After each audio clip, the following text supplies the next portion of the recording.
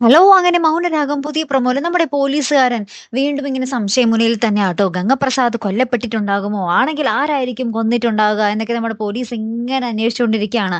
അപ്പുറത്തപ്പം നമ്മുടെ കല്യാണി കിരണിനോട് പറയുന്നുണ്ട്, "കിരണേട്ടാ, ഇതിന് പിന്നിൽ കിരണേട്ടനെങ്ങാനും ആണെങ്കില് പിന്നെ ഞാൻ എന്തായിരിക്കും ചെയ്യണേന്ന് പറയാൻ പറ്റത്തില്ല" എന്നൊക്കെ പറയുകയാണ്. അപ്പൊ കിരൺ പറയുന്നുണ്ട്, "നിന്നെപ്പോലെ തന്നെയാണല്ലോ പോലീസുകാരനും. എല്ലാവർക്കും എന്നെ തന്നെയാ സംശയം" എന്ന് പറയുക. അപ്പൊ കല്യാണി പറയുന്നുണ്ട്, "ശരിയാണ്. കാരണം കാർത്തിയേച്ചിയുടെ കല്യാണം കഴിഞ്ഞ് ഇവിടെ വരുമ്പോൾ ഇവിടെ ഒരു പുതിയ തെങ്ങും തൈ നിപ്പുണ്ടായിരുന്നു. അപ്പൊ അതെന്താന്ന് ചോദിച്ചപ്പോൾ കിരണേട്ടൻ പറഞ്ഞത് പെട്ടെന്ന് വിളവാകും എന്നും പറഞ്ഞ് വേലു പെട്ടെന്ന് കൊണ്ടുവന്ന് നട്ട തൈയാണെന്നാ പറഞ്ഞത്.